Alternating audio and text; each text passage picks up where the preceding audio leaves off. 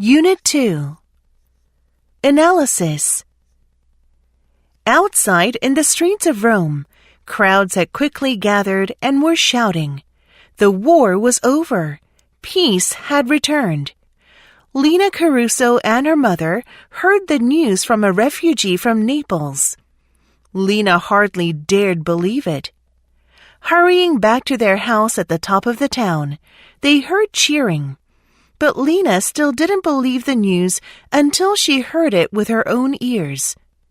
Just as they turned into their street, they saw an army motorcycle dispatch rider pulling out of the castle and waved him down.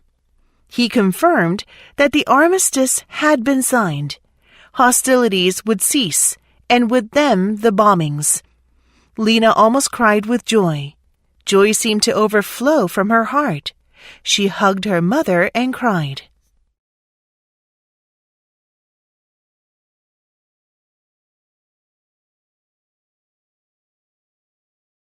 Practice.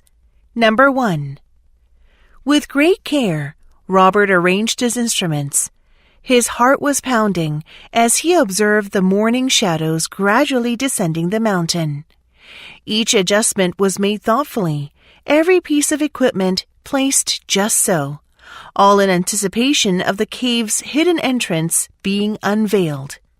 He was not sure he could make it, and then it happened, a subtle flash of light, fleeting yet significant. In that brief moment, Robert captured the crucial data, marking the entrance's location on his map with a surge of triumph. Memories of his grandfather's captivating tales flooded his mind, filling him with a profound sense of connection and joy. Tears welled in his eyes as he settled onto an old log, reflecting on the journey that had led him here. Crying with happiness, he uttered a single word into the crisp mountain air. Fantastic!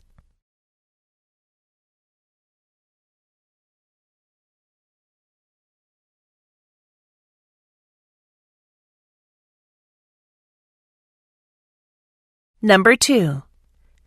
It seemed I was asleep only for a few minutes in my car when I suddenly awakened by something banging on my car door.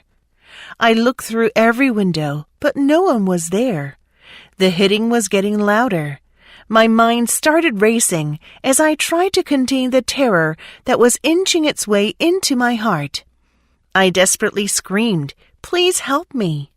My eyes were shut as I screamed.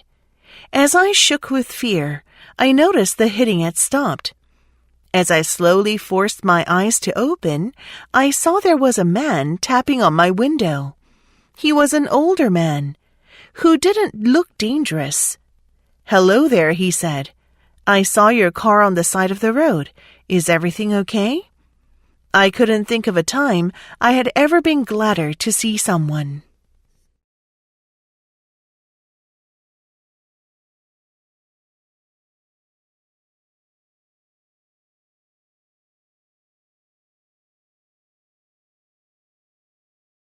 Number 3. More than 1,000 people showed up at the field to cheer for the hometown high school football team. There was a long line at the ticket booth that stretched down the street. The delicious smell of popcorn and hot dogs was everywhere, and the refreshment stand ran out of food before halftime. Everyone was cheering. The crowd waving flags, the cheerleaders, the band playing loud music, the players, the officials, the parents running the hot dog stand, the policemen, even me. The cheerleaders were whistling and stomping their feet on the aluminum bleachers, making a loud noise. The cheerleaders looked up in delighted surprise. For the first time, they were hearing something come back from the stands, a huge cheer. They did cartwheels and backflips, and even a 3-tier pyramid. The old-timers said it was the loudest, most exciting game they'd ever been to.